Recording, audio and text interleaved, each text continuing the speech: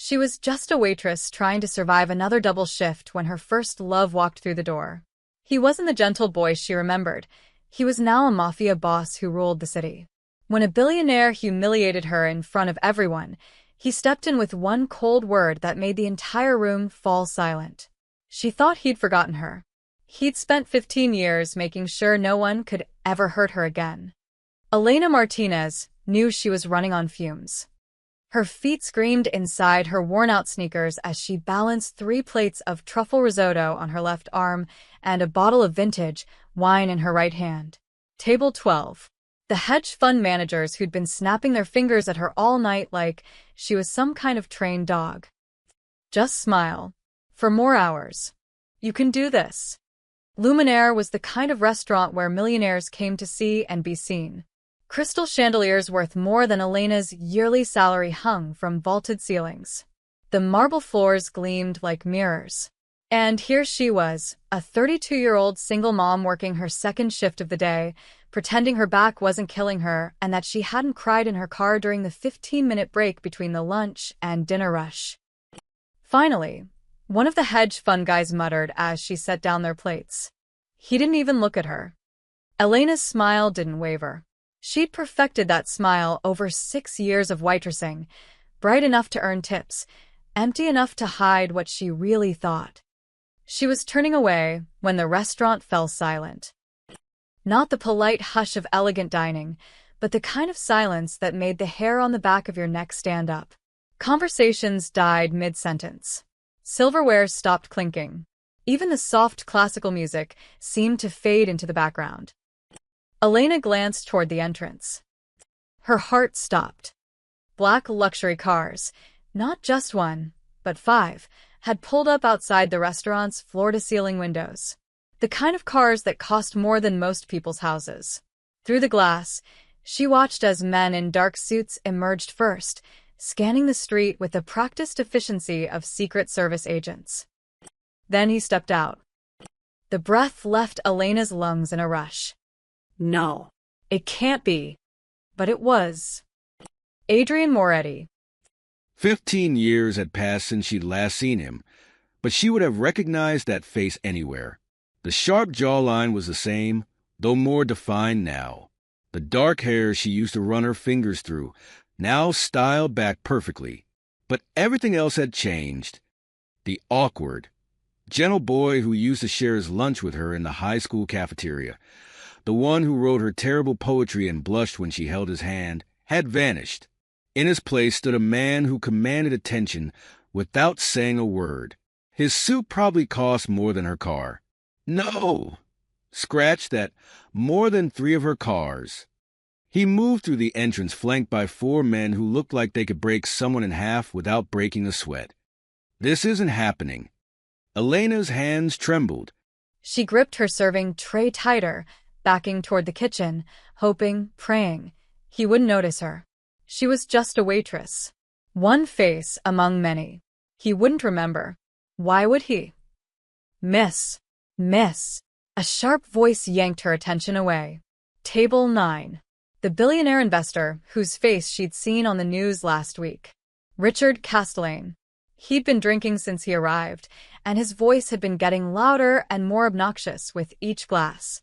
Are you deaf? Castellane snapped, his face flushed red. I've been waiting 10 minutes for my check. I'm so sorry, sir. I'll get that for you right. You people are all the same. Lazy. Incompetent, he waved his hand dismissively, nearly knocking over his wine glass. This is supposed to be a 5-star establishment, and they hire waitresses who can't even do basic math fast enough. Heat crept up Elena's neck. Around them, other diners pretended not to watch, but she felt their eyes on her. Judging. Pitying. Sir, I apologize. Let me just. Do you know who I am? Castellane's voice rose another notch. I've invested in half the businesses in this city. I could buy and sell this restaurant 10 times over. And you're making me wait? Elena's jaw clenched. She'd dealt with entitled jerks before, but this was different. This was humiliation, served up with an audience. The manager, Stephen, was hurrying over, his face pale with panic. Richard Castellane was exactly the kind of customer who could destroy their reputation with one angry phone call. "Mr. Castellane, I'm so terribly sorry," Stephen began. "Sorry?" Castellane grabbed his wine glass and tilted it, letting the expensive red wine splash onto the floor near Elena's feet. She jumped back, but drops hit her shoes, her uniform. Maybe that'll teach her to move faster. The restaurant had gone silent again, but this time it felt different. Dangerous. Elena sface burnet. Tears stung her eyes, but she refused to let them fall. Not here. Not in front of everyone. Then she heard footsteps. Slow. Deliberate. Cutting through the silence like a knife. Adrian Moretti had stood up from where his party was being seated. He wasn't rushing. He didn't need to. Every eye in the restaurant tracked his movement as he crossed the dining room with the casual confidence of someone who owned everything he touched. He stopped beside Castellane's table. "Richard," Adrian said quietly. His voice was smooth, almost gentle, but something in it made Elena's skin prickle. "I think you owe the lady an apology." Castellane blinked, his drunken bravado faltering as he looked up at Adrian. "Moretti, I didn't see you come in. Listen, this doesn't concern." Adrian placed a hand on Castellane's shoulder. It wasn't aggressive. He wasn't squeezing or threatening. But the gesture was clear as day to everyone watching. Castellane's face went white. The entire restaurant seemed to hold its breath. "An apology," Adrian repeated, his dark eyes fixed on Castellane with the intensity of a predator watching prey.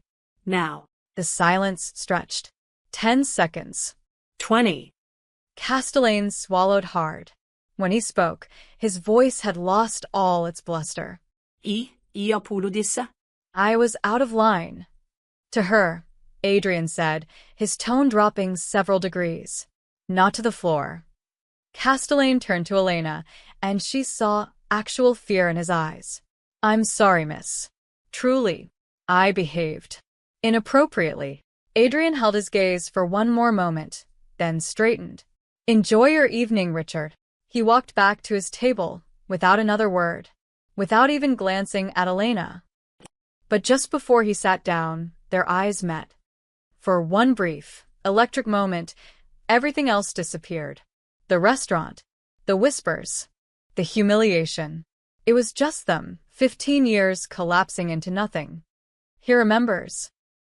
Then Adrian looked away, settling into his seat as if nothing had happened. His men surrounded him, discussing something in low tones. Business as usual. Elena stood frozen, her heart hammering against her ribs. Around her, the whispers started.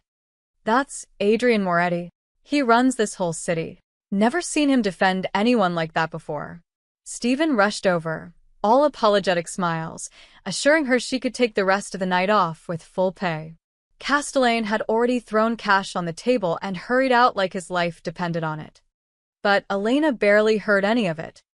All she could think about was the boy who used to walk her home from school, who promised they'd leave their small town together someday and build something beautiful. The boy who disappeared one summer without explanation. The boy who, apparently, had become something she couldn't even begin to understand. Elena's hands wouldn't stop shaking. She stood in the kitchen's corner, gripping the cold metal edge of the prep counter, trying to steady her breathing. The noise of the kitchen, pots clanging, chefs shouting orders, the hiss of food hitting hot pans, felt distant, like she was underwater. "Elena, you okay?" Marcus, one of the line cooks, touched her shoulder gently. She nodded quickly. Too quickly. Yeah, I'm fine. Just. That was intense. Intense? Girl, that was insane. Marcus's eyes were wide. "Do you know who that was?" "Adrian Moretti. He practically owns half the city's businesses. Nobody crosses him. And he just made Richard Castellane, apologize to you like a scared little kid." Elena forced a smile. "Lucky me, I guess." But luck had nothing to do with it, and they both knew it. Stephen appeared in the kitchen doorway, his face still pale but trying to maintain his manager composure. "Elena, Take table 6. And. Try to stay away from Mr. Moretti's section. Jessica will handle them. Sure, Elena said, grateful for the excuse not to go near him. She grabbed her order pad and pushed through the swinging doors back into the dining room. The atmosphere had shifted. People were still eating, still talking, but there was an undercurrent of tension now. Everyone was acutely aware of the man sitting in the corner booth, surrounded by his men. Elena kept her head down, focusing on her tables, refilling water glasses, smiling at customers, taking orders. All the mechanical motions she'd perfected over the years. But her awareness of Adrian was like a magnetic pull. She felt him there, in the periphery of her vision, even when she wasn't looking. Don't think about it. Just get through the shift. An hour passed. Then 2. Adrian's table ordered wine, expensive bottles that cost more than Elena's monthly rent.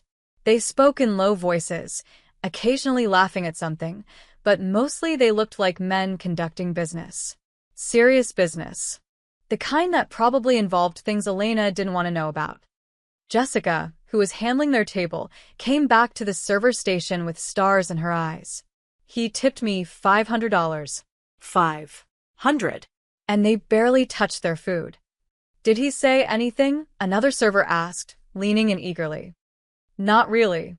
He was polite. Quiet. But God, you can just feel the power coming off him. Jessica glanced over at Elena. Why do you think he did that? Defended you like that? Elena shrugged, busying herself with folding napkins. Wrong place, wrong time. Castellane was being a jerk. Maybe Moretti just doesn't like bullies. Maybe Jessica didn't sound convinced. Or maybe there's more to it. The shift crawled toward closing.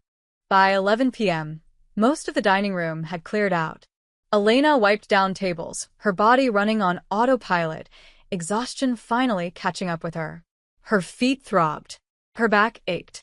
She smelled like wine and kitchen grease. Just finish up and go home. Mia's with the babysitter. You need to pay her, and then collapse into bed. She was cleaning the last table near the windows when she felt it. That pull again. Stronger now. Elena looked up. Adrian was standing by the exit. His men had already left. She'd seen them walk out 10 minutes ago. But he was still there, hands in his pockets, watching her with an expression she couldn't quite read. Their eyes met across the empty restaurant. For a moment, neither of them moved. The world seemed to narrow down to just the two of them, separated by 20 feet of marble floor and 15 years of silence. Elena's heart hammered. She wanted to say something.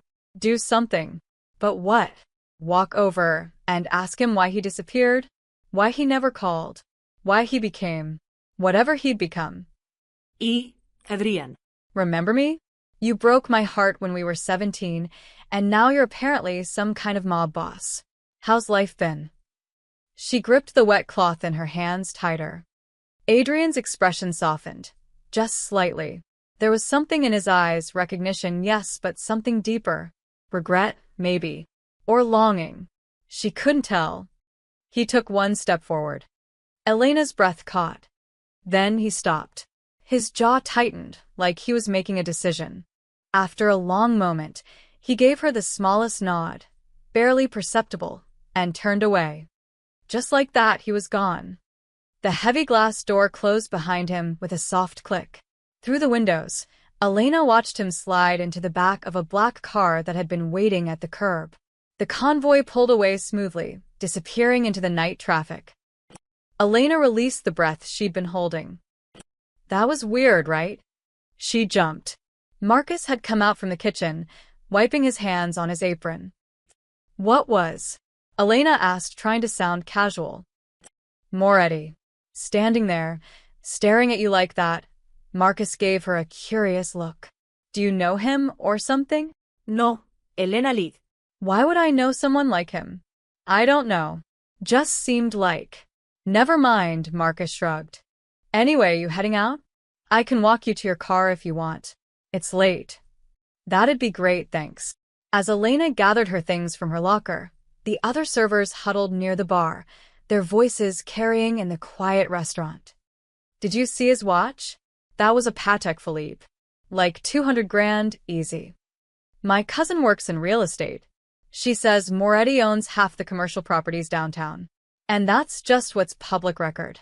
I heard he's connected. Like, connected. My brother's a cop, and he says they can't touch him. Too smart, too protected. He doesn't look like a criminal. That's exactly what makes him dangerous. Elena changed into her street clothes, trying to block out their voices. But one phrase kept echoing in her head. He runs the city. The boy who used to sketch drawings of the two of them traveling the world together, who worked part-time at his uncle's garage and dreamed of getting out of their dead-end town, now ran this entire city. How? And more importantly, why had he defended her tonight? As Marcus walked her to her car in the parking garage, Elena couldn't shake the feeling that everything had just changed. That quiet moment by the exit, that loaded look between them, felt like the opening of a door she'd thought was locked forever. She drove home through empty streets, her mind racing. 15 years ago, Adrian Moretti had been her first love, her best friend, her entire world. Then one summer he was just gone. No goodbye. No explanation. Just an empty seat in homeroom and unanswered phone calls. Now he was back. And something told Elena that whether she wanted it or not, their story wasn't over. Not even close. Elena woke up to 17 missed calls. She blinked at her phone screen in the gray morning light, her brain still foggy with sleep. 6:47 morgens. She'd only been asleep for 4 hours. Mia wouldn't be up for another 30 minutes, which meant Elena had maybe 20 minutes to shower and pull herself together before the chaos of getting a 7-year-old ready for school began. The missed calls were from numbers she didn't recognize. And there were texts too. Dozens of them. What the hell? She scrolled through, frowning. Most were from people she barely knew, co-workers from her morning job at the diner, old acquaintances from high school, even her landlord's daughter. OMG, is this really you? Girl, you're famous. Call me ASAP. Elena's stomach dropped. She opened her social media apps with trembling fingers. The first thing she saw was her own face. Not a photo she'd posted. A screenshot from a video, frozen at the exact moment she was standing near Castellane's table, wine soaking into the floor by her feet, her face a mixture of humiliation and barely contained anger. The caption read, "Mystery waitress brings billionaire to his knees." Who is she? The video had 23 million views. No. No. Elena clicked on it, her heart pounding. Someone had filmed the entire incident at the restaurant. The angle was bad, shot from someone's phone across the dining room, but the audio was crystal clear. You could hear everything. Castellane's insults, the wine splashing, and then Adrian's voice, cold and commanding. "I think you owe the lady an apology." The video captured Castellane's face going white, the terrified apology. And though Adrian's back was mostly to the camera, you could see Elena's face perfectly. The shock, the confusion, and that final moment when their eyes met. The comments section was chaos. Who is this guy? He's like a movie character. That's Adrian Moretti. If you know, you know. The way he just owned that billionaire with one sentence fire. But seriously, who is she? There's definitely a story there. The eye contact at the end. I'm screaming. Plot twist. They're secretly married, and this is his way of protecting her. Someone find her Instagram, please. Elena's hands shook so badly, she almost dropped her phone.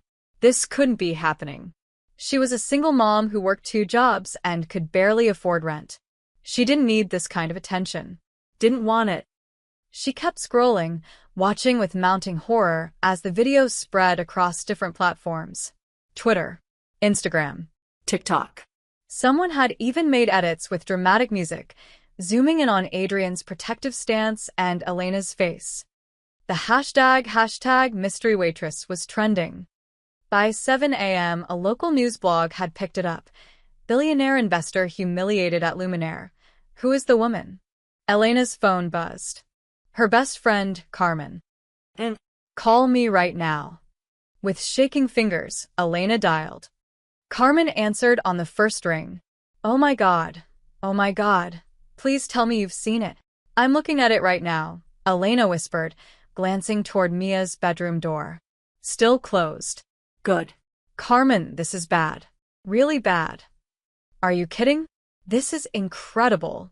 Do you know how many people are trying to figure out who you are? That's exactly the problem. Elena pressed her hand to her forehead. I don't want people trying to figure out who I am. I'm just a waitress. I have a daughter. I can't have this kind of attention. But Elena, Who is that guy? Adrian Moretti, people in the comments are saying he's like, seriously connected. Dangerous even. Elena's throat tightened. It's complicated. Complicated how? Do you know him? I used to. A long time ago, Elena sank onto the edge of her bed. We went to high school together. But that was before he became whatever he is now. Carmen was quiet for a moment. Elena. Be careful. If this guy is really who people say he is, and you're suddenly all over social media connected to him, that could be dangerous. I know. Elena rubbed her eyes. I have to go. Mia's waking up.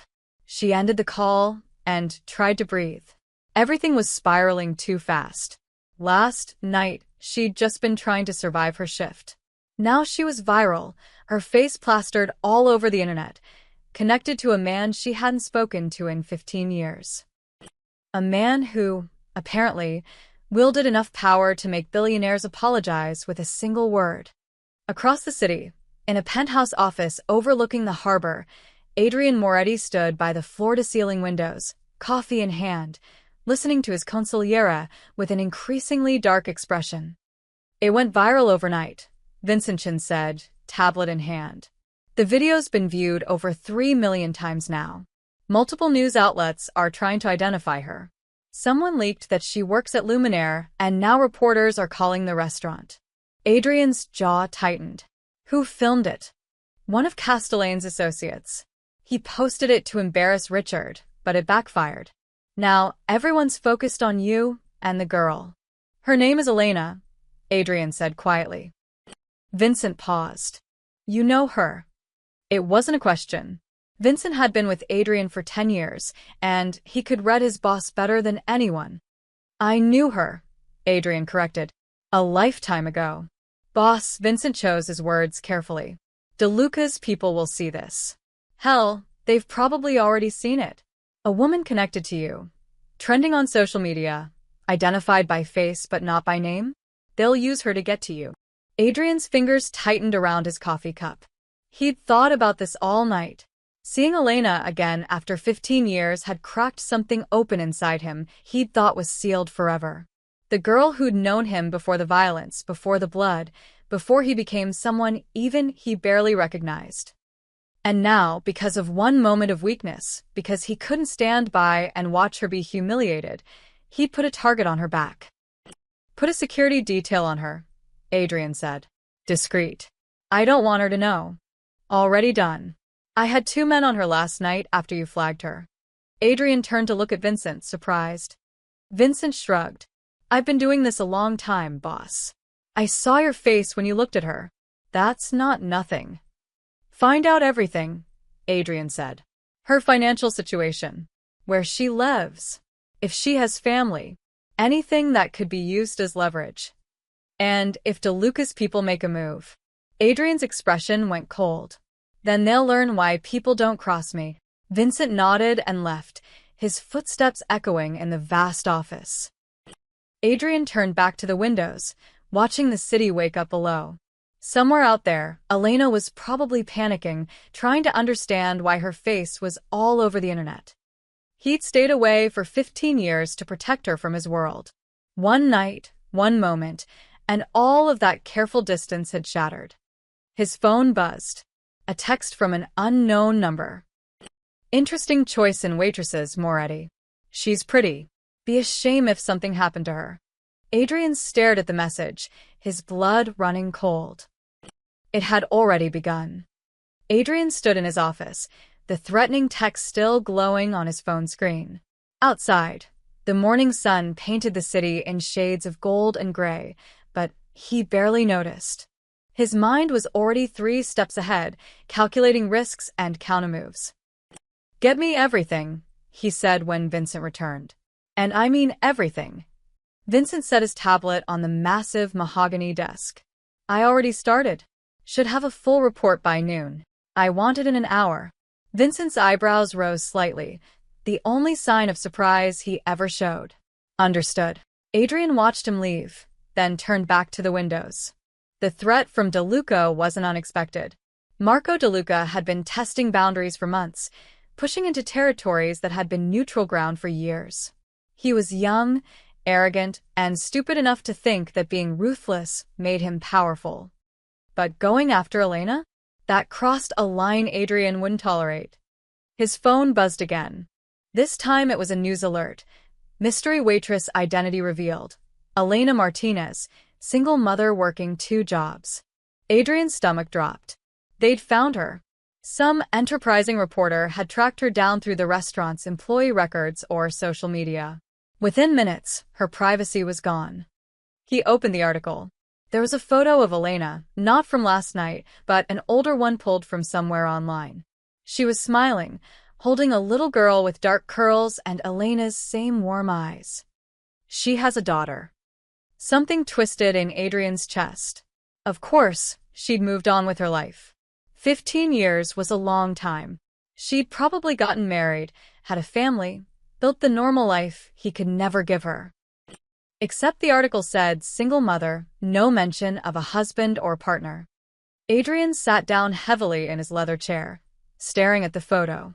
Elena looked tired in the picture, but happy. The kind of genuine happiness he'd forgotten existed in his world.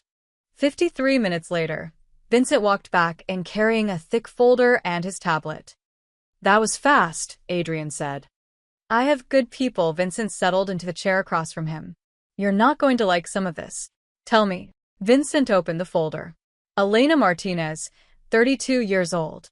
Born and raised in Millbrook, same hometown as you. Never married. 1 daughter, Mia, age 7. Father not listed on the birth certificate. Adrian's fingers drummed lightly on the desk, a tell he'd spent years suppressing. Vincent noticed, but said nothing. "She works 2 jobs," Vincent continued. Morning shift at Betty's Diner in Riverside, evening shifts at Luminaire 4 nights a week. Combined, she makes approximately $42,000 a year before taxes. That's barely enough to live on in this city. It's not enough. Vincent pulled up a spreadsheet on his tablet. Her rent is $1,800 a month for a 1-bedroom apartment in a borderline neighborhood. Childcare costs another $1,000. Utilities, food, transportation. She's running a deficit of about $300 monthly. She has $17,000 in credit card debt, most of it medical bills from her daughter's emergency appendectomy 2 years ago. Adrian's jaw tightened. What about family? Support system? Mother died when she was 19. Father unknown. No siblings. She has a friend, Carmen Rodriguez, who helps with babysitting occasionally. Otherwise, she's on her own. The drumming of Adrian's fingers increased slightly. Vincent had worked with him long enough to know what that meant. This wasn't just business anymore. This was personal. Education? Adrian asked. High school graduate. Had a full scholarship to State University, pre-med program. Never went. Adrian looked up sharply. Why not? Vincent met his eyes. She got pregnant the summer after graduation. Decided to keep the baby. Scholarship required full-time enrollment. She couldn't manage it. The summer after graduation. The same summer Adrian had disappeared from Millbrook without a word. He'd had no choice. His uncle had died suddenly, leaving Adrian to inherit not just a business empire, but a war with 3 rival families. He'd been thrown into a world of violence and power plays overnight, and the only way to protect Elena had been to cut all ties completely. He'd thought she'd use that scholarship, become a doctor, live the life they'd dreamed about together. Instead, she'd been struggling alone for 7 years, working herself to exhaustion just to keep her daughter fed. Criminal record? Adrian asked, though he already knew the answer. Clean. Not even a parking ticket. She pays her bills late sometimes, but she pays them. Her credit score is actually decent considering her debt load. She's extremely careful with money. Budgets everything down to the dollar. Social life. minimal. She works 6 days a week, sometimes 7. Her phone records show regular calls with Carmen Rodriguez and her daughter's school. No dating apps. No regular calls to any men. Her social media is mostly private, just pictures of her daughter. Nothing controversial. Vincent closed the folder and leaned back. She's clean, boss. Completely. If DeLuca or anyone else tries to dig up dirt on her, they won't find anything. She's exactly what she appears to be, a woman working hard to take care of her kid. Adrian was quiet for a long moment, his dark eyes fixed on the photo of Elena and her daughter. His fingers had stilled on the desk. The daughter, he said quietly. Mia. How is she? Vincent pulled up another file. Healthy now. Does well in school. 2nd grade at Riverside Elementary. No behavioral issues. Teachers say she's bright, creative, well-mannered. The appendectomy 2 years ago was the only major medical event. Elena took on extra shifts to pay off the bills rather than declare bankruptcy. Of course she had. That was Elena, proud, stubborn, determined to handle everything on her own, even when it was killing her. Adrian stood and walked to the windows again. Below, the city moved in its familiar rhythms. Somewhere down there, Elena was probably at the diner right now, pouring coffee and taking orders, pretending her world hadn't just exploded overnight. Double the security detail, Adrian said. I want eyes on her 24/7. On the daughter, too. DeLuca's people get within 100 feet. I want to know immediately. Already arranged. Adrian turned to face Vincent. And I want a full financial workup on her debts. Medical bills, credit cards, everything. Quietly. Vincent's expression didn't change, but Adrian saw the understanding in his eyes. Of course. She can't know any of this, Vincent. Not the security, not the investigation. None of it. Understood, Vincent paused. Boss, can I speak freely? When have you ever asked permission? A slight smile crossed Vincent's face. Fair point. Look, I've known you a long time. I've never seen you react to anyone like this. If you're going to get involved in her life again, you need to think about what that means. For her, and for that little girl. Adrian's expression hardened. I've been thinking about nothing else since last night. And I destroyed her life once by leaving. I won't do it again by staying. Adrian picked up his phone. But I also won't let DeLuca or anyone else use her to get to me. Keep the security tight. Report anything unusual immediately. Vincent nodded and left. Alone again, Adrian stared at the photo of Elena and Mia still displayed on his tablet. The little girl had Elena's smile. Her eyes. She was 7 years old. 7 years old. The same age he and Elena would have been when they first met in elementary school. Adrian's fingers drummed against the desk one more time before he forced himself to stop. Some questions were better left unanswered. 2 days after the video went viral, Elena had developed a system. Head down, earbuds in, ignore everything. It didn't always work. That morning at the diner, 3 customers had asked for selfies. One woman actually cried, saying she was inspired by Elena's strength. A teenage girl wanted to know if she was dating Adrian Moretti. Elena had smiled politely through all of it, but inside, she was screaming. Now, walking home from picking up Mia from school, she just wanted quiet. Mia chattered happily beside her, talking about the art project she'd made, a painting of their apartment building with a rainbow over it. And Miss Parker said mine was the most colorful. Mia beamed, swinging her backpack. That's wonderful, baby. Elena squeezed her hand. When we get home, we'll hang it on the fridge, okay? Can we get hot chocolate first? Please. Elena checked her phone. 4:17 p.m. She had 2 hours before her shift at Luminaire. Okay, but just a small one. And you have to do your homework right after. Deal. They turned the corner onto Maple Street, heading toward the small coffee shop that had opened last year. It was one of their little traditions, Friday afternoon hot chocolate when Elena's tips had been good that week. The shop was quiet, just a few people scattered at tables. Elena ordered Mia's hot chocolate and a black coffee for herself, trying not to think about how she was spending money she should be saving. "Go find us a seat, sweetie," Elena said, handing Mia her cup with extra napkins. Mia scampered toward the window seats, and Elena turned to grab her coffee from the counter. And froze. Adrian Moretti sat alone at a corner table. But he looked different. No tailored suit. No expensive watch gleaming on his wrist. He wore a simple gray Henley and dark jeans, his hair slightly less styled than it had been at the restaurant.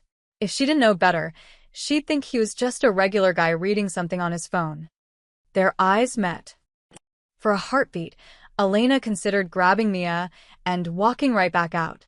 But that would be obvious. Cowardly. And besides, Mia was already settling into a chair by the window, completely oblivious. Adrian stood slowly, and Elena's breath caught. He moved toward her, but not with the commanding presence he'd had at Luminaire. This was Softer. uncertain almost. "Elena," he said quietly. Her name in his voice sent a shiver down her spine. "It's been a long time. 15 years," she clutched her coffee cup tighter. "Give or take." A flicker of something. Regret? Pain. Crossed his face. "Can we talk? Just for a minute." Elena glanced at Mia, who was humming to herself and drawing patterns in the foam of her hot chocolate with her finger. "I have my daughter. I know. I won't take much of your time. Please." The please did it. It reminded her of the old Adrian, the one who'd been careful with words, who'd never demanded anything from her. 5 minutes, Elena said. They moved to a table far enough from Mia that she wouldn't overhear, but close enough that Elena could keep an eye on her. Adrian sat across from her, and for a moment they just looked at each other. "You look good," Adrian said finally. "Tired, but good." Elena laughed, a short, brittle sound. "I look exhausted. Let's not pretend otherwise." "Fair enough," he leaned back slightly. I'm sorry. "About the other night. I didn't mean to cause you problems." "You didn't cause problems. You stopped a man from humiliating me." Elena studied his face, looking for traces of the boy she'd known. They were there, hidden beneath the harder edges. "But now I'm viral. My face is all over the internet, and reporters called the restaurant trying to get an interview." "I know. I'm handling it." "Handling it how?" Adrian's expression was carefully neutral. "I have people who can make sure the story dies down. Give it another week, and everyone will move on to the next thing." "People," Elena repeated. "What kind of people, Adrian? What happened to you?" He was quiet for a long moment. "I grew up. Took over my uncle's business after he died. Built it into something bigger." "That's not an answer." "It's the only answer I can give you right now." His dark eyes met hers with startling intensity. "What I can tell you is that I never forgot about you. Not once in 15 years. Elena's chest tightened. "Then why did you leave? You just disappeared. No phone call. No letter. Nothing. I thought maybe you died or—" Her voice cracked slightly. "I thought you didn't care." "I cared." Adrian's jaw clenched. "I cared so much that leaving was the only way to keep you safe." "Safe from what?" "From me. From what I was becoming." He looked away, out the window. "My uncle's death. It changed everything. I inherited problems I couldn't walk away from. I made choices. Hard choices. The kind that don't wash off." Elena felt tears prickling her eyes, but refused to let them fall. "You could have told me. I would have understood." "No, you wouldn't have. And you would have tried to save me." He looked back at her, and the sadness in his expression made her heart ache. "You were going to be a doctor, Elena. You had that scholarship. You were going to do something real with your life. I couldn't let my mess drag you down." "Well, I didn't become a doctor anyway," Elena said quietly. "I got pregnant that summer. Had my daughter. Lost the scholarship." Adrian went very still. And "Mommy." Mia appeared at Elena's elbow, bouncing slightly. Can I have a cookie? That lady said they have chocolate chip. Elena blinked rapidly, clearing her eyes, and smiled at her daughter. Sure, baby. Just 1 inch. She dug cash out of her purse and handed it to Mia, who skipped back to the counter. When Elena looked back at Adrian, his expression had changed. He was staring at Mia with an intensity that made Elena nervous. She's 7, he asked, his voice tight. Yes. 7.5, actually. She was born in March. Adrian did the math quickly. Elena could see him calculating, his jaw working. The father isn't in the picture. Never was. Elena met his eyes steadily. And before you ask, no, it's not relevant to this conversation. That wasn't entirely true, but Adrian didn't need to know that. Some things were better left buried. He nodded slowly. She looks like you. Everyone says that. Mia returned with her cookie, and Elena stood. We should go. I have a shift in an hour. Adrian stood too. Elena, I meant what I said at the restaurant. About handling things. If anyone bothers you, reporters, anyone, you call me. He pulled out a business card and pressed it into her hand. Day or night. I'll take care of it. Elena looked at the card. Simple, elegant. Just his name and a phone number. No company name. No title. I don't need your protection, Adrian. I know you don't, his voice softened. But I'm offering it anyway. For old time's sake. Elena pocketed the card, then took Mia's hand. Come on, sweetie. Time to go. As they walked toward the door, she felt Adrian's eyes following them. At the threshold, she couldn't help herself. She looked back. He was standing by the table, hands in his pockets, watching her with an expression that broke something inside her chest. The boy she'd loved had grown into someone dangerous and powerful. But somehow, impossibly, he was still looking at her the exact same way he had 15 years ago. Like she was the only thing in the world that mattered. Marco DeLuca crushed his cigarette into the crystal ashtray with more force than necessary. Play it again, he said. His lieutenant, Tommy Russo, sighed and restarted the video on the tablet. The restaurant footage played for the 5th time, Moretti standing over Castellane, the quiet threat, the public humiliation. And the girl, standing there with wide eyes, watching it all unfold. 3.5 million views now, Tommy said. Every major outlet picked it up. They identified her yesterday. Elena Martinez, single mom, works 2 jobs. Marco leaned back in his leather chair, his private club cigar lounge empty except for his inner circle. And Moretti's been quiet? No statements? No damage control? Radio silence. But our guys spotted something interesting. Tommy pulled up photos on his phone. 2 days ago, Moretti was at a coffee shop in Riverside. Not his usual area. He was there for 40 minutes. So was she. The Martinez woman. They talked. Our guy got photos but couldn't get close enough for audio. Marco studied the grainy photos. Moretti looking at the woman with an intensity Marco had never seen on his rival's usually controlled face. The woman standing to leave, a little girl beside her. Moretti watching them go. He knows her, Marco said slowly. This wasn't just some knight in shining armor bullshit. He knows her. That's what we're thinking, Tommy agreed. I did some digging. They're both from Millbrook, same hometown. Same age. Could be they have history. A slow smile spread across Marco's face. For months, he'd been looking for an opening against Adrian Moretti. The man was too careful, too protected. His business operations were legitimate on paper, his people were loyal, and he'd built alliances with families that should have been Marco's to control. But everyone had a weakness. Even Adrian Moretti. I want eyes on her 24/7, Marco said. Discreet. I don't want Moretti's people spotting our tail. He's probably already got security on her. Then stay back. Watch from a distance. Find her patterns.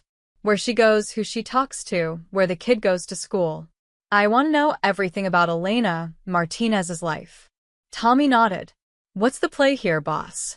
Marco lit another cigarette, watching the smoke curl toward the ceiling. Right now? Nothing. We watch. We learn. We let Moretti think he's being careful. He tapped Ash into the tray. But when the time is right, we'll have leverage he can't ignore.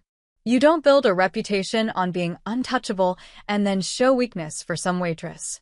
Every family in the city will see it as an opening. You think the other families noticed? Oh, they noticed. Marco's smile widened. Castellano's people have been asking questions. The Petrovs, too. Everyone wants to know who she is and what she means to Moretti. In a penthouse apartment across the city, Vincent Chun was having the same conversation with Adrian. DeLuca's people are watching her, Vincent said, pulling up surveillance photos on his laptop. They're being sloppy about it. Black sedan, 2 men, parked 3 blocks from her apartment. They followed her to work this morning. Adrian's expression darkened. How long? Started yesterday. They're rotating vehicles and personnel, but our guys spotted the pattern immediately. And the Castellanos? Making inquiries. Nothing direct yet. But Giuseppe Castellano asked his nephew about you at a charity dinner last night. Specifically asked if you had new interests worth knowing about. Adrian stood at his window, the city sprawling below him. In the reflection, he could see Vincent watching him carefully. The coffee shop meeting was a mistake, Vincent said quietly. Too public. Too visible. Now everyone thinks she's under your protection, which makes her valuable. She is under my protection. Then you need to make that official, or this is going to escalate. Right now, she's in limbo. DeLuca thinks he can use her as leverage. Castellano thinks he can win favor by gathering information about her. The Petrovs probably think she's a weakness they can exploit. Adrian turned from the window. Increase her security detail. I want 4 men minimum. If DeLuca's people get within 50 feet of her or her daughter, I want them intercepted. That'll tip our hand. I don't care. I'm not letting them get close enough to make a move. Vincent closed his laptop. You realize what you're doing, right? The moment you go this hard to protect someone, you're confirming she matters. That makes her more valuable as a target, not less. Then let them know she matters. Adrian's voice was cold steel. And let them know what happens to anyone who touches her. Vincent was quiet for a moment. This is about more than protecting an old friend. It wasn't a question. Adrian didn't answer. He didn't need to. Elena had no idea she was being watched. She made Mia breakfast, dropped her at school, worked her shift at the diner, picked me up, helped with homework, and headed to Luminaire for the evening shift. The same routine she'd followed for years. But at the diner, a man in a dark jacket sat in the corner booth for 3 hours, ordering nothing but coffee. When Elena left, a black sedan followed her car at a careful distance. At Luminaire, different men rotated through the bar, nursing expensive whiskeys and watching the dining room. And Elena, focused on juggling bills and keeping her daughter fed and getting through each exhausting day, noticed none of it. What she did notice was the change in how people treated her. The manager at Luminaire gave her the best sections without explanation. A regular customer she'd served for years asked if she needed anything at all, in a tone that suggested he wasn't just talking about water refills. Even the kitchen staff seemed more deferential. It was like everyone knew something she didn't. Jessica cornered her during a break. Okay, spill. What's the deal with you and Moretti? There's no deal, Elena said tiredly. We knew each other in high school. That's it. That's it? Elena, he defended you in front of 24 witnesses. He's Adrian freaking Moretti. That's not nothing. Well, it's nothing now. Elena grabbed her order pad. Can we please just focus on getting through this shift? But Jessica wasn't the only one asking questions. By the end of the week, Elena had fielded inquiries from 3 different people, a real estate agent who happened to have an apartment available in a much better neighborhood, a private school representative who wanted to discuss scholarship opportunities for Mia, and a lawyer who offered free legal consultation for anything you might need. All of them mentioned, casually, that they knew Adrian Moretti or worked with his associates. Elena turned them all down. She didn't want charity, didn't want favors, didn't want to be connected to whatever world Adrian had built for himself. But deep down, as she lay awake at night listening to Mia's soft breathing from the couch where Elena had made her a bed, she couldn't shake the feeling that something had shifted. The world was circling closer, and she had no idea how to stop it. Elena noticed something was wrong on Monday morning. Stephen, the manager at Luminaire, had always been professional but distant. He ran the restaurant like a military operation, strict about uniforms, punctuality, and customer service. In 6 years, Elena had received exactly 2 compliments from him, both delivered in the same monotone voice he used for everything. So when he appeared during her shift with a bright smile and a coffee from the expensive place down the street, Elena's first instinct was suspicion. Elena. I wanted to catch you before the dinner rush. Stephen set the coffee on the server station. For you. Caramel macchiato, right? Elena stared at the cup like it might explode. How do you know my coffee order? I pay attention to my best employees. His smile didn't waver. Listen, I've been reviewing the schedule. You've been working 4 nights a week for years. That's dedication. How about we bump you up to 5 nights? Better sections too. The high roller tables. What? You deserve it. Really? And there's a raise involved. $2 more per hour. Elena's mind raced. $2 more per hour would mean an extra $300 a month. That could cover the deficit in her budget. Maybe even let her start paying down the credit card debt. But nothing came free. She learned that the hard way. Stephen, why now? What changed? His smile flickered. Nothing changed.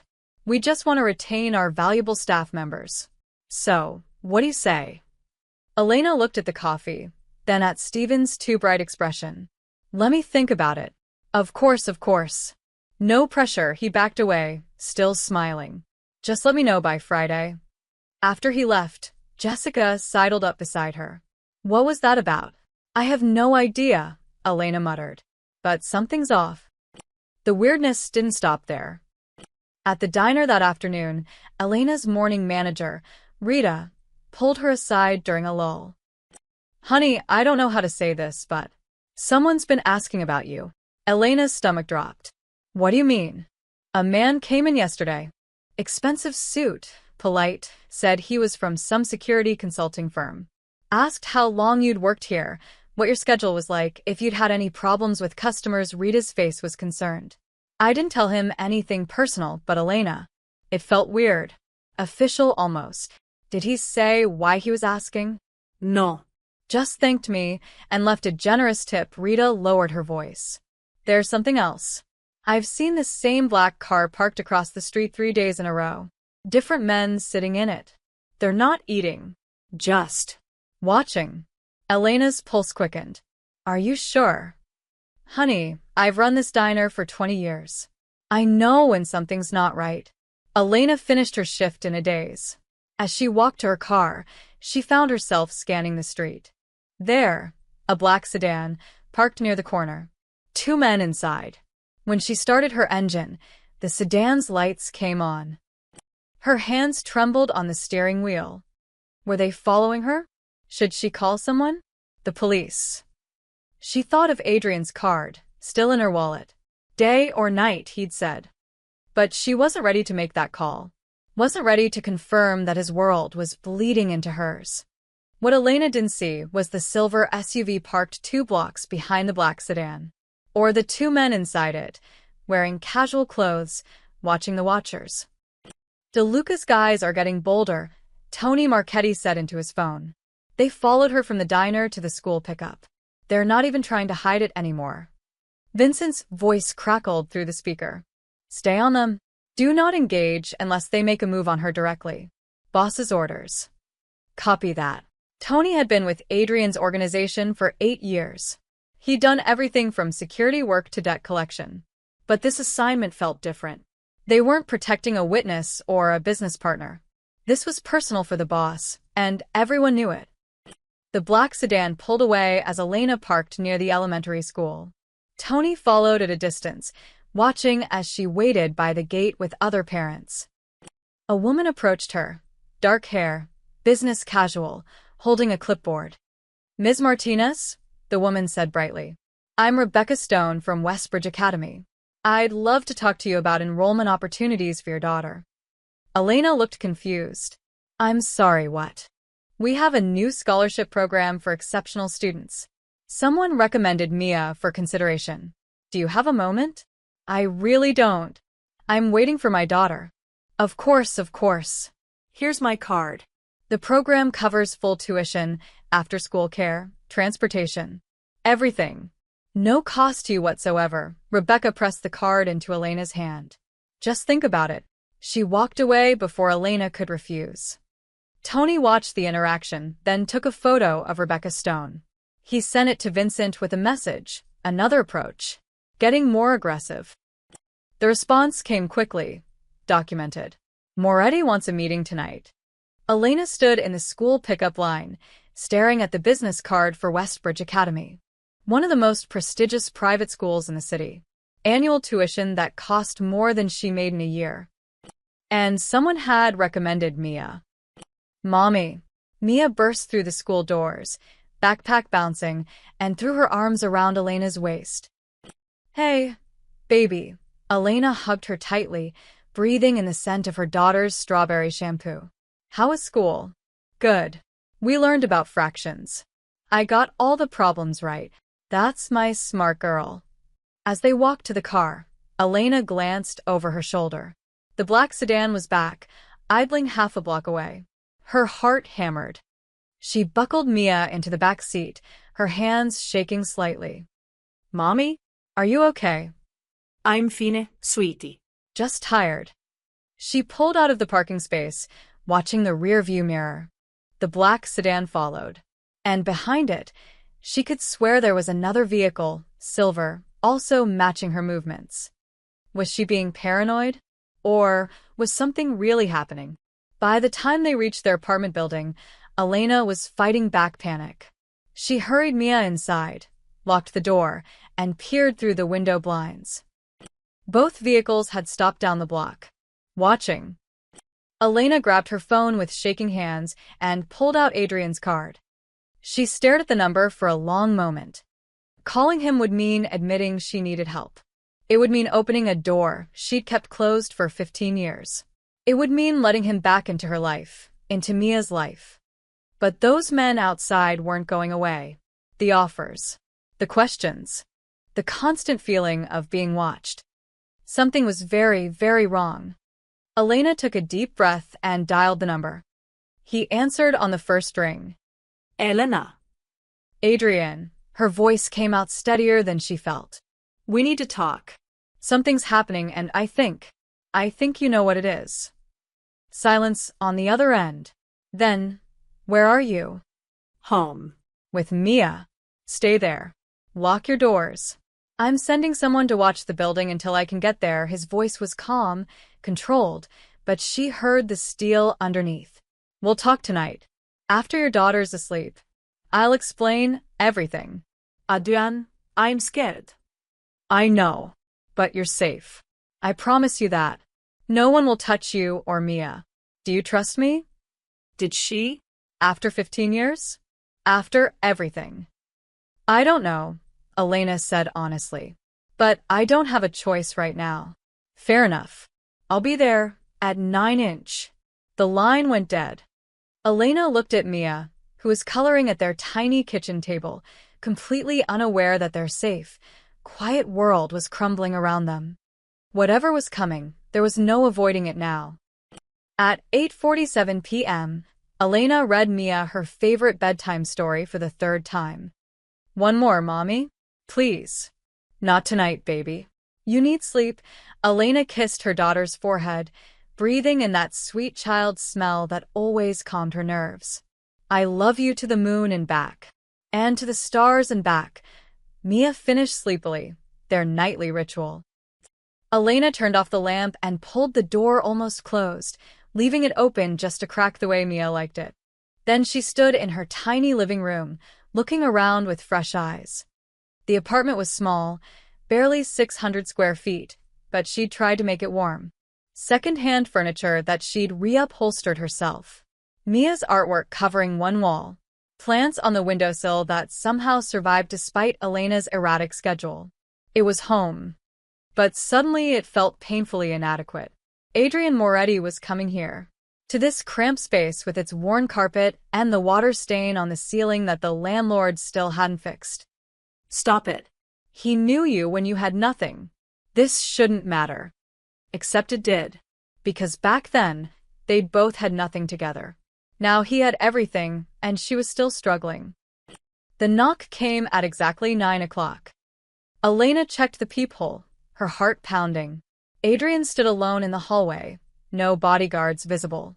He changed from his usual formal attire into dark jeans and a black sweater, almost like he was trying to look normal. She opened the door. "Hi," he said quietly. They stood there for an awkward moment. Then Adrian glanced past her. "Can I come in?" Oh. "Yes." "Sorry." Elena stepped back, feeling her face flush. Adrian entered, his presence seeming to fill the small space. His eyes swept the apartment, not judgmentally, but taking everything in. He paused at the wall of Mia's artwork. "She's talented," he said. "She is." Elena closed the door and locked it. "Coffee?" "It's instant, but—" "Elena," Adrian turned to face her. "We need to talk about what's happening." She sank onto the worn couch. "Who are those men? The ones watching me?" Adrian sat across from her in the armchair, keeping distance between them, she noticed. "Some work for me. Some work for people who want to use you to get to me." "Use me how?" "As leverage. To force my hand in business deals. To find weaknesses." His jaw tightened. "I have enemies, Elena. When that video went viral, when people saw me defend you, they assumed you mattered to me. Now you're valuable." Elena wrapped her arms around herself. "This is insane." I'm nobody. "I'm a waitress with credit card debt who can barely afford rent." "You're not nobody," Adrian said softly. "Not to me. You never were." The words hung between them, heavy with 15 years of silence. "Then why did you leave?" Elena's voice cracked. "I thought we were forever, Adrian. You said we'd get out of Millbrook together. You promised." "My uncle died," Adrian said, his voice rough. "Marcus Moretti. The call came in the middle of the night, 2 weeks after graduation. Sudden heart attack. And suddenly I inherited everything he'd built. A business. Not the kind of business you put on a resume." Adrian leaned forward, elbows on his knees. "My uncle ran half the city, Elena. Protection, loans, construction contracts. He'd kept me away from it while I was growing up, wanted me to have a normal life. But when he died, there was no one else. And his enemies saw opportunity." Elena listened, her hands clasped tightly in her lap.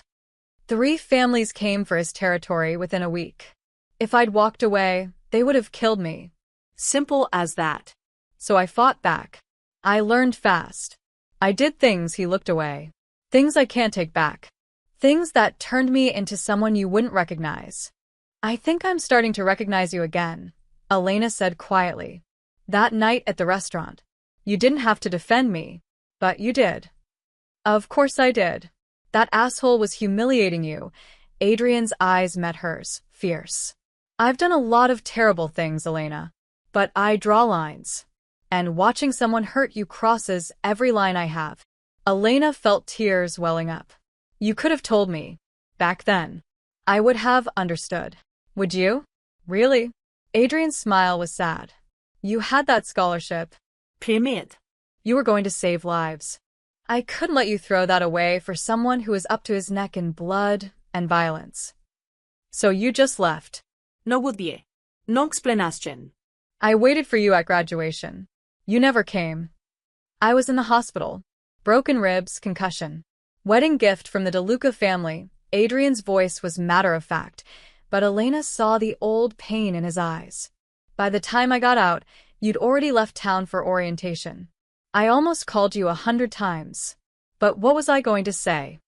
Sorry I disappeared. I'm a criminal now?" "You could have said something. Anything." Elena wiped at her eyes. "I thought you didn't care. I thought maybe I wasn't enough." "You were everything," The raw emotion in Adrian's voice made her chest ache. You were the only good thing in my life, and I destroyed it to keep you safe. Do you have any idea how many times I looked you up over the years? I knew when you didn't go to college. I knew when you had Mia. Every time I wanted to reach out. Every time, I stopped myself because I knew I'd only bring darkness into your life. They sat in silence for a moment. That night at the restaurant, Elena said finally, it felt like something out of a movie.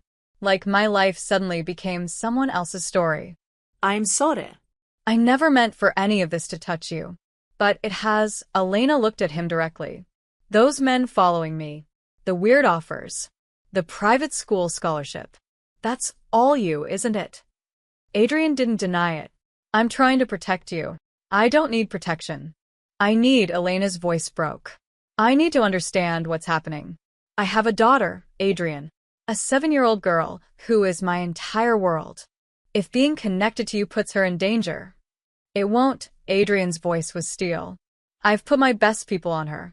On both of you. No one will touch Mia. I swear it. You can't promise that. Yes, I can. He leaned forward, his intensity almost overwhelming. Do you know what I'm capable of, Elena? The resources I have. The fear my name carries? Anyone who even thinks about hurting you or your daughter will disappear so completely that people will forget they ever existed. Elena should have been frightened by those words, by the cold certainty in his voice. Instead, she felt something else, something she didn't want to examine too closely. I'm exhausted, she said quietly.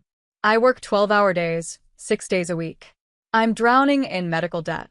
My daughter wears shoes that are too small because I can't afford new ones until next month.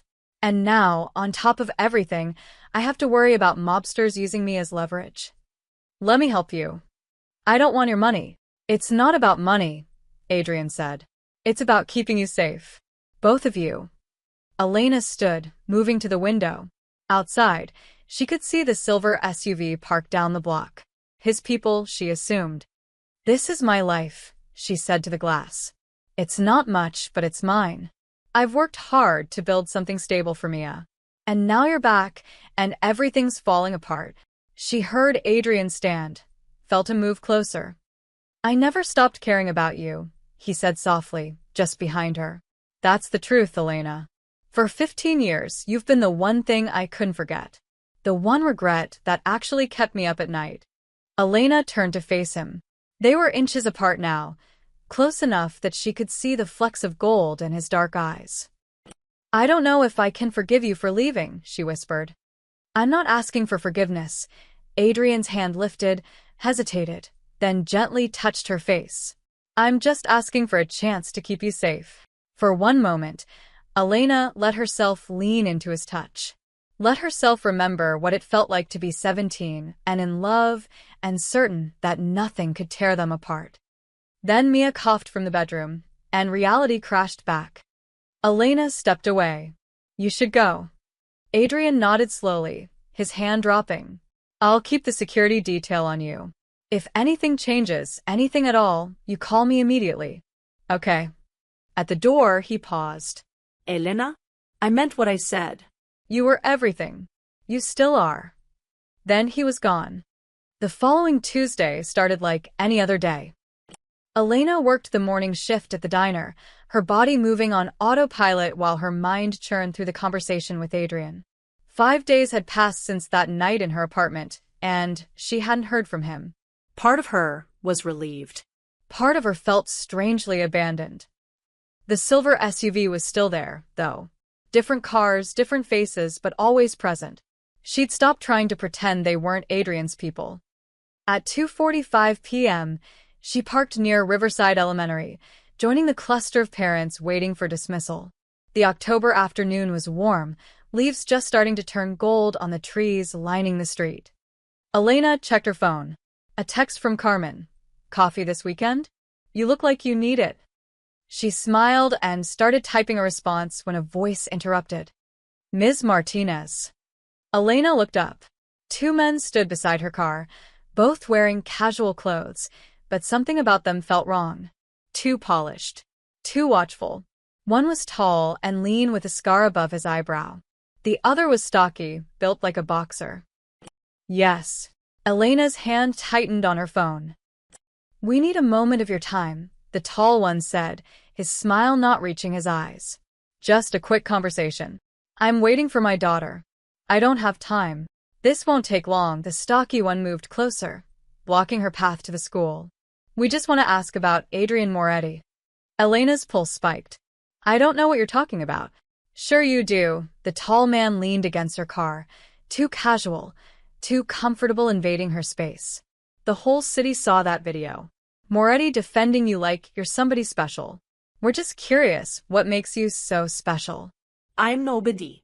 "We went to high school together. That's all." "See, we don't think that's all." The stocky one pulled out his phone, showing her photos. Elena's stomach dropped. They were pictures of her, leaving the diner, picking up Mia, walking into her apartment. "We've been watching. Moretti's got 4 guys on you around the clock." "That's not nothing. That's serious protection." Elena's hands started shaking. "Leave me alone. We just want information," the tall man said smoothly. "Moretti's business interests. His schedule. Where he goes when he's not at his office. You've been seeing him, right? Having conversations?"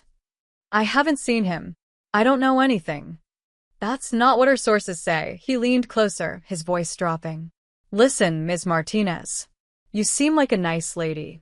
You got a kid to think about. This doesn't have to get complicated. Just tell us what Moretti's planning." She said, "Leave her alone." The voice came from behind them. Tony Marchetti stepped out of a parked sedan 20 feet away, his hand inside his jacket in a way that made his meaning crystal clear. Another man emerged from a car on the opposite side. The tall man's smile vanished. "This doesn't concern you." "Actually, it concerns me very much." Tony moved closer, and Elena saw other parents starting to notice the confrontation. "You're on school property, harassing a woman picking up her daughter. I suggest you leave." "Now." The stocky one sneered. "You're Moretti's dog. Tell your boss that DeLuca sends his regards." "I'll tell him. Right after I break both your legs if you don't walk away in the next 10 seconds.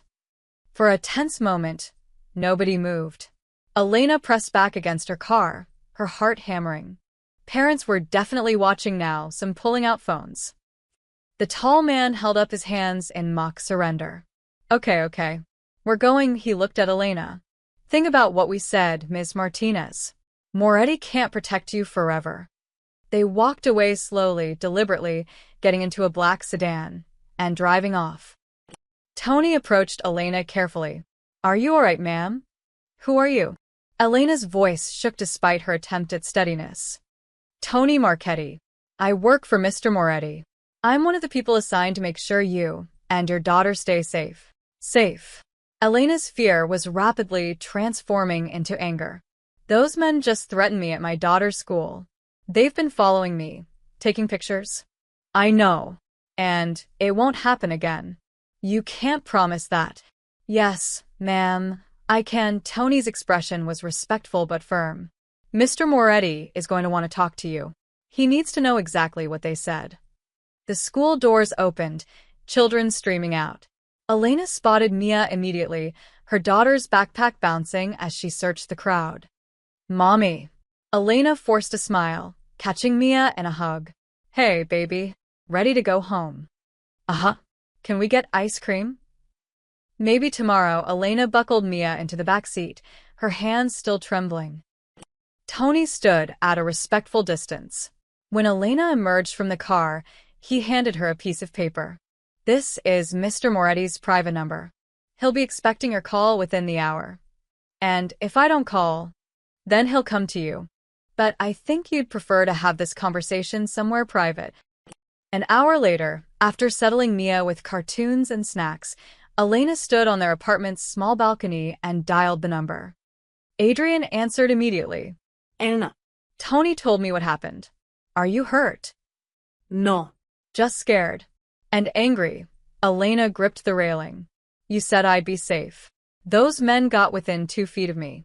At my daughter's school, Adrian." "I know. And it's handled." "What does that mean?" It means Marco DeLuca will be getting a very clear message about what happens when someone threatens you. His voice was cold in a way that sent shivers down her spine. He crossed a line. He won't cross it again. You keep saying that, but... Elena looked down at the street. She leaned over the railing.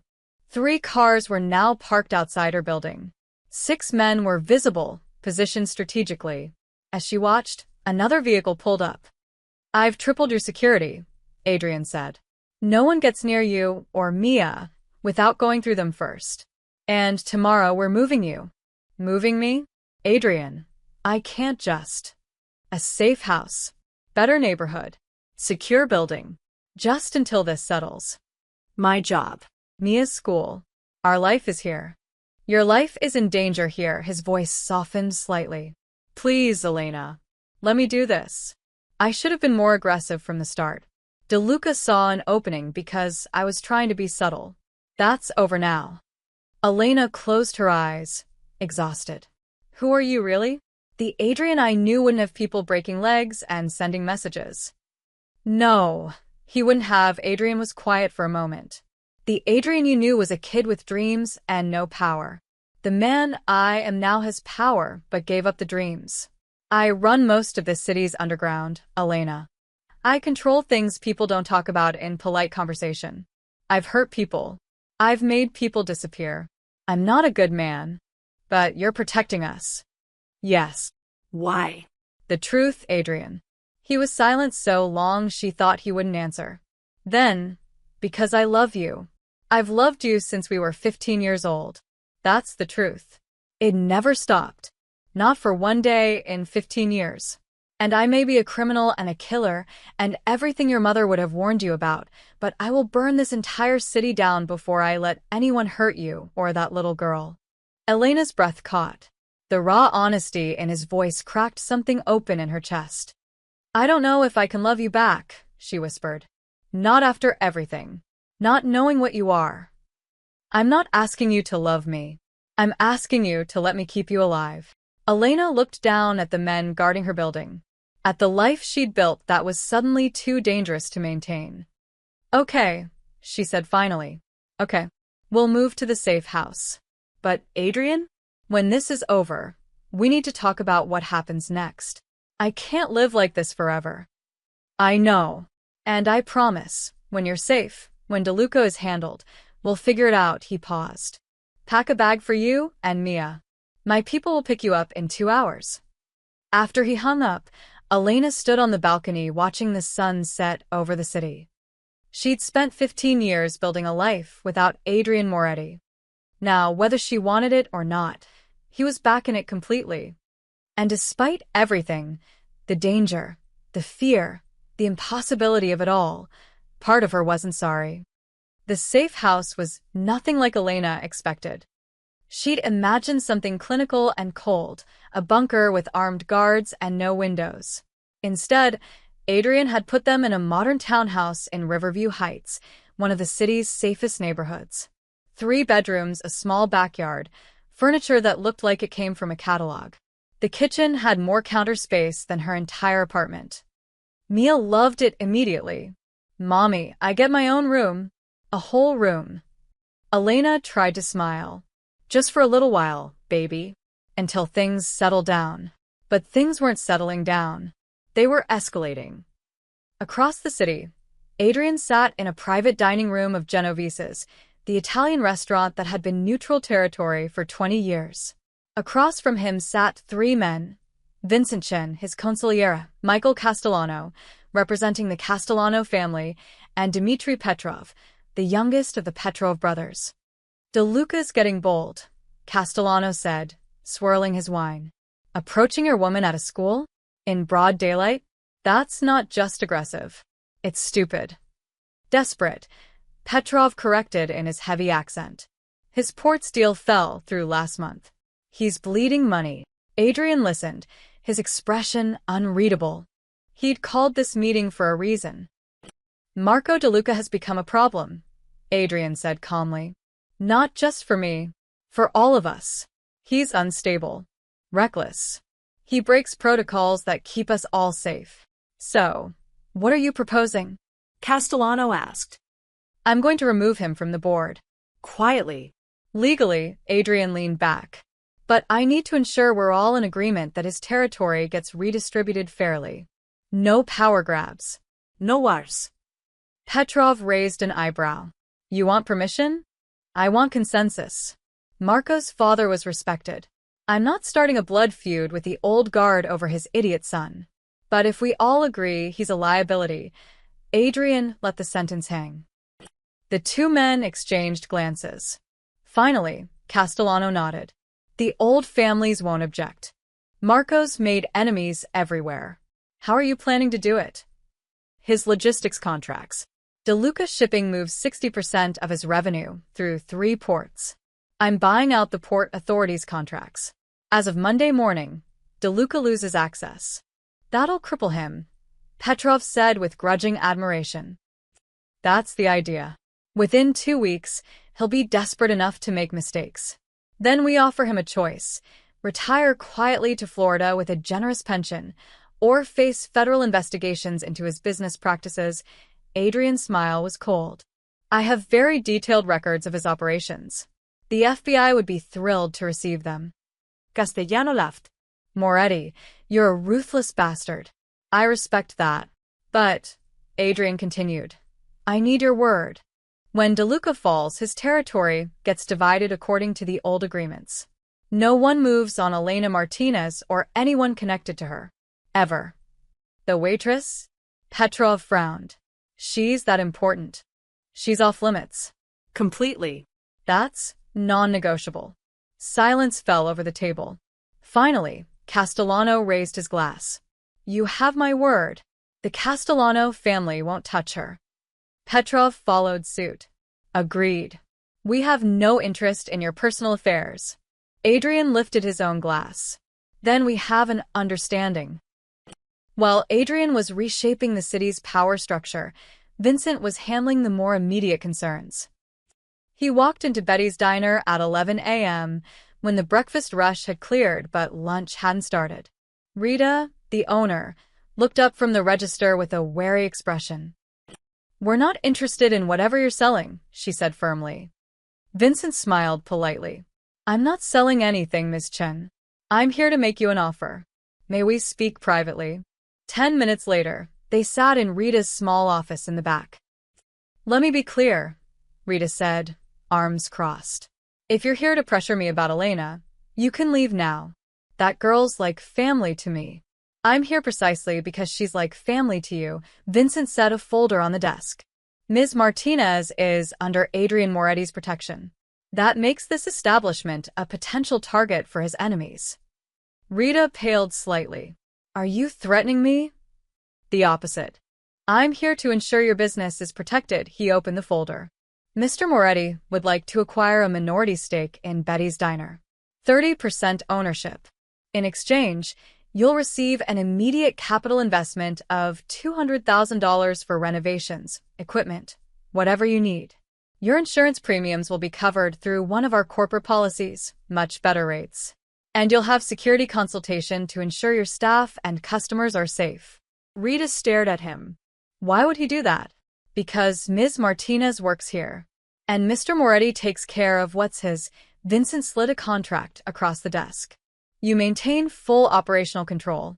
Your name stays on everything. We're just silent partners who ensure nobody bothers you. No pressure, no obligations beyond the standard business arrangement. And if I say no, then you say no. But understand that DeLuca or others may see this diner as a way to get to Ms. Martinez. Without our protection, you're vulnerable. Rita looked at the contract for a long moment. I need my lawyer to review this. Of course. Take your time. But Ms. Chen. Vincent stood.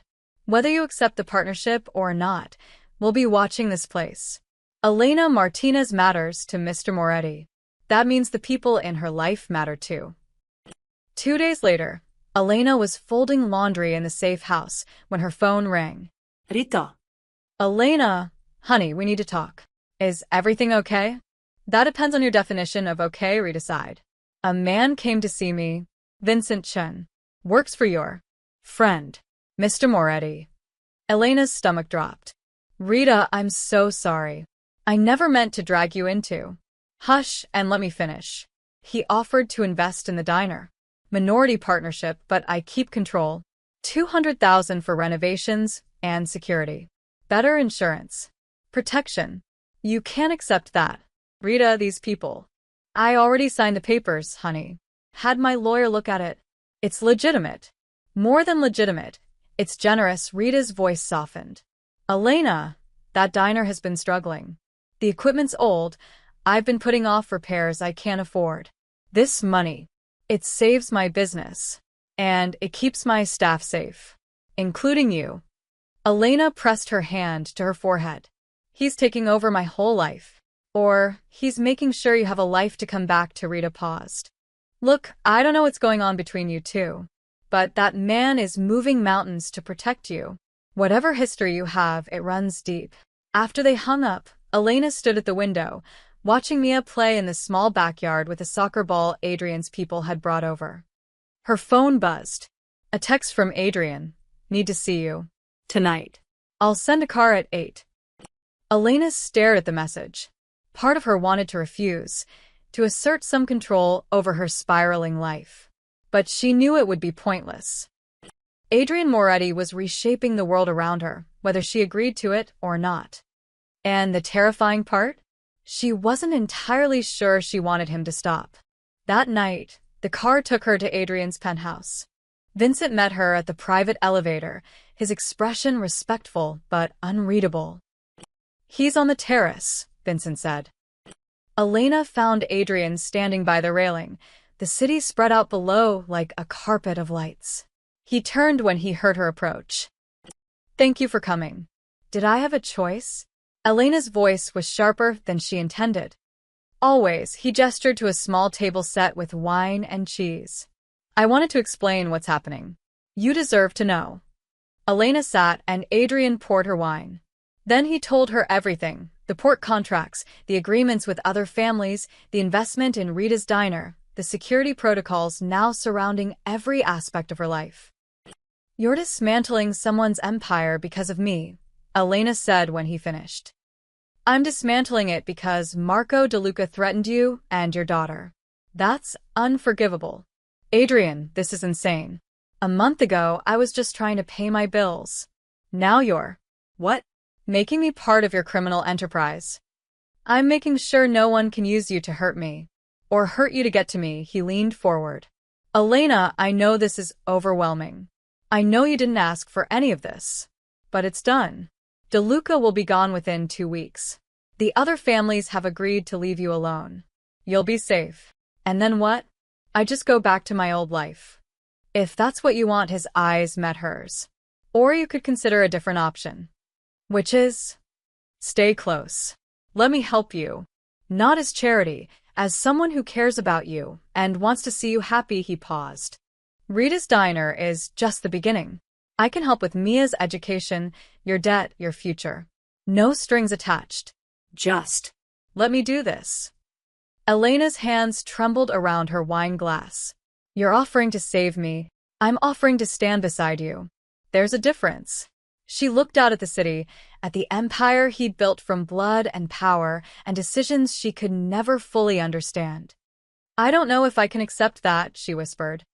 Think about it. That's all I ask. Adrian stood. The car will take you back whenever you're ready. But as Elena left, she realized the truth. Adrian had already saved her. Now she just had to decide if she could live with what that meant. 2 weeks passed like a storm moving through Elena's life, fast, disorienting, and leaving everything changed in its wake. Marco DeLuca's empire collapsed with surgical precision. First, the port contracts vanished overnight. Then 3 of his top lieutenants were arrested on federal charges, financial fraud, racketeering. By day 10, DeLuca had fled to Miami with whatever money he could salvage. By day 12, his remaining assets were being quietly absorbed by the other families under Adrian's orchestration. Elena watched it unfold from the safety of the townhouse, reading news articles that never quite told the whole story. The business sections reported corporate restructuring and real estate deals. They didn't mention the power shift happening in the shadows, or the man who'd engineered it all to protect a waitress and her daughter. On day 14, a garment bag arrived at the townhouse with a note in Adrian's precise handwriting. "There's a charity gala tomorrow night. I'd like you to come with me. No pressure. But I think it's time people understood that you're not just someone I'm protecting. You're someone who matters to me. The choice is yours." Elena stared at the bag for a full hour before unzipping it. Inside was a dress that probably cost more than 3 months of her rent. Midnight blue silk that shimmered when it caught the light. Elegant without being ostentatious. Sophisticated without trying too hard. Wow, Carmen's voice came from behind her. She'd come over to watch Mia while Elena worked, except Elena hadn't been to work in 2 weeks. Adrian's people had arranged paid leave from both jobs. "Elena, that's gorgeous." "It's too much." "It's perfect." Carmen touched the fabric reverently. "Are you going to go?" Elena thought about the safe house, the restructured power dynamics, Rita's diner getting renovated with Adrian's money. She thought about Adrian's eyes when he'd told her he loved her, raw and honest in a way that contradicted everything he'd become. "I think I have to," Elena said quietly. "This isn't just about a gala. It's about making a statement. About choosing him publicly. And are you choosing him?" Elena looked at her reflection in the mirror. "I think I already did. I just didn't realize it until now." The Grandview Hotel's ballroom was designed to overwhelm. Crystal chandeliers cast prismatic light across marble floors. A string quartet played near floor-to-ceiling windows overlooking the harbor. Men in tuxedos and women in designer gowns moved through the space like pieces in an elaborate game. Elena stood in the entrance, her heart hammering. "You look beautiful." She turned. Adrian stood beside her in a perfectly tailored tuxedo, looking every bit the powerful man he was. But his eyes held the same nervous energy she felt. "I'm terrified," Elena admitted. "So am I," he offered his arm.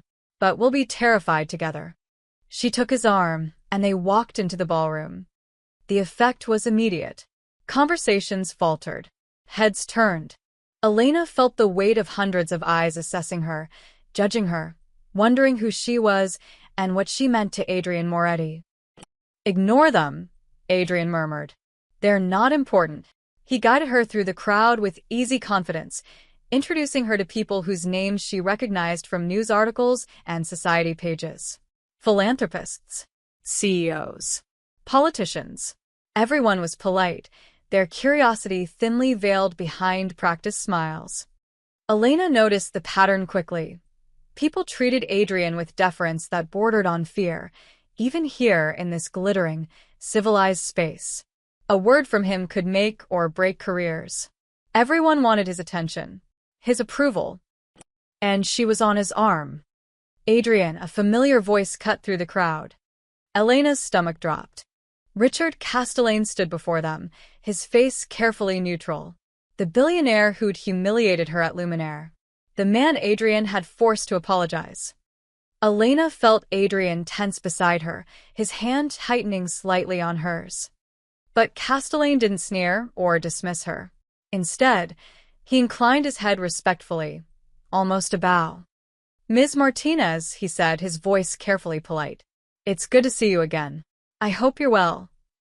Elena stared at him, momentarily speechless. This was the same man who'd thrown wine near her feet, who'd called her lazy and incompetent. Now he stood before her like a schoolboy facing his principal. "I'm very well, thank you," Elena managed. Castellane nodded to Adrian. "Moretti, enjoy your evening." He disappeared into the crowd quickly, leaving Elena slightly dazed.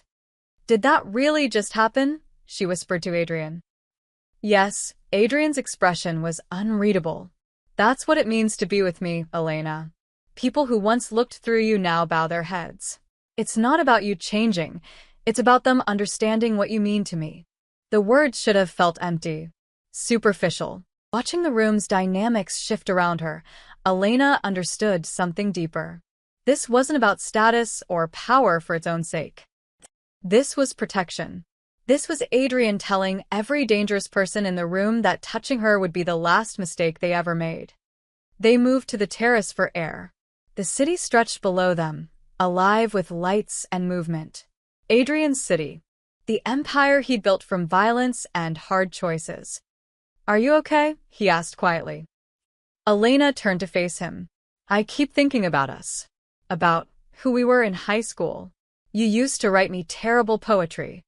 A genuine smile crossed Adrian's face, the first real one she'd seen all night.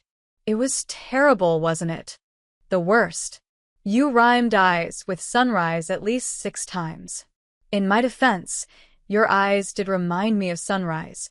Elena laughed, surprised by how natural it felt. "What happened to that boy, Adrian?" His smile faded. "He grew up. He made choices that couldn't be unmade." But Elena, he stepped closer, his hand coming up to cup her face gently. "That boy never stopped loving you. Every choice I made, every terrible thing I did, I justified it by telling myself I was keeping you safe. Even if it meant staying away. Even if it meant you'd hate me." "I don't hate you," Elena's voice was soft. "I should. But I don't." "What do you feel?" She considered the question carefully. "Scared. Confused. But also safe. For the first time in 7 years, I'm not drowning. I'm not one crisis away from losing everything. And that's because of you. I'd give you the world if you ask. I don't want the world. I just want." Elena paused, searching for the right words. "I want to stop running. I want Mia to have opportunities one never had. I want to sleep at night without worrying about medical bills or eviction notices. And I want." She met his eyes. "I want to know if what we had was real, or if I've been holding on to a ghost for 15 years. Adrian's thumb traced her cheekbone softly. "It was real. It's still real. 15 years, and I still know your coffee order. I still remember the way you laugh at bad jokes. I still dream about the future we plan together, even though I know I don't deserve it." "Maybe neither of us gets what we deserve," Elena whispered. "Maybe we just get what we're brave enough to reach for." She kissed him. It was gentle at first, tentative, testing. Then Adrian pulled her closer, and 15 years of separation dissolved in the space between heartbeats. He kissed her like she was oxygen and he'd been drowning. She kissed him back like coming home after a lifetime away. When they finally broke apart, Elena was breathless. "I'm choosing you," she said. "I'm terrified, and I don't fully understand your world, and I probably never will. But I'm choosing you anyway." Adrian rested his forehead against hers. "I'll spend the rest of my life making sure you never regret it." Below them, the city hummed with life. Inside the ballroom, society's elite danced and schemed and played their power games. But on the terrace, Elena Martinez, single mother, waitress, survivor, stood in the arms of Adrian Moretti and felt something she hadn't felt in years. Hope. The boy she'd loved hadn't vanished. He'd been buried under layers of violence and hard choices and survival instincts. But he was still there, in the way Adrian held her carefully, like she was something precious. In the way he'd dismantled an empire to keep her safe. In the way he looked at her now, like she was still his sunrise. "Take me home," Elena said softly. Adrian smiled. "To the safe house." "No," she squeezed his hand. "To our home. Wherever that is. We'll figure out together." And for the first time in 15 years, the future didn't feel like something to survive. It felt like something to build. 3 weeks later, Elena stood in front of the mirror in a bedroom that still didn't quite feel like hers. The apartment Adrian had arranged was in Harborview Towers, the kind of building with a doorman who knew everyone's name and security that made Fort Knox look casual. 3 bedrooms, floor-to-ceiling windows overlooking the water, a kitchen where Mia could actually run around. Elena had resisted at first, but Adrian had been patient, practical. "The safe house was temporary. This is yours. Nostrines. The lease is in your name. You can leave anytime." Except they both knew she wouldn't. "Not anymore." "Mommy, does this look okay?" Mia appeared in the doorway, wearing the navy dress Elena had bought her last week. Her daughter had grown confident in the past month, laughing more, worrying less. She had friends at her new school, Westbridge Academy, where the scholarship Elena had finally accepted covered everything. "You look beautiful, baby." Elena knelt down, straightening Mia's collar. "Remember, this is a grown-up party. You'll stay with Carmen, okay?" I know. Mia rolled her eyes with 7-year-old exasperation. "Can I bring my art stuff?" "Absolutely." The doorbell rang. Carmen arrived right on time, pulling Elena into a hug. "Look at you. Who would have thought my best friend would be attending private galas?" "Don't," Elena said, but she was smiling. "I still don't know what I'm doing." "Yes, you do. You're choosing to be happy." Finally, Carmen squeezed her hand. "Now go. We'll have a movie night, won't we, Mia? With popcorn." Mia cheered. The car Adrian sent was waiting downstairs. Not a flashy limousine, but a sleek black sedan with Vincent at the wheel. He'd become a familiar presence, professional, respectful, and surprisingly kind to Mia when he drove them places. "Ms. Martinez," he greeted. "You look lovely." "Thank you, Vincent." Elena slid into the back seat, her hands smoothing the midnight blue silk dress. The same one she'd worn 3 weeks ago. Her dress now. Part of her new life. The gala tonight was different from the last one. Smaller, more intimate. A private fundraiser for children's hospitals, something Adrian had quietly supported for years, she'd learned. He'd asked her to come, not as a statement this time, but simply because he wanted her there. They arrived at the Grandview Hotel just as the sun was setting, painting the harbor in shades of gold and purple. Elena stepped out of the car, and there he was. Adrian stood at the entrance in his tuxedo, but his eyes were only for her. He crossed to her immediately, taking her hand and pressing a kiss to her knuckles. "You came," he said softly. "Did you think I wouldn't? I hoped you would." "There's a difference." He tucked her hand into the crook of his arm. "Come on." "There's someone I want you to meet." Inside, the ballroom was more subdued than the last gala, fewer people, warmer lighting. But Elena still felt eyes following them as they moved through the crowd. She'd gotten used to it, mostly. The whispers, the curiosity, the careful respect people showed her now.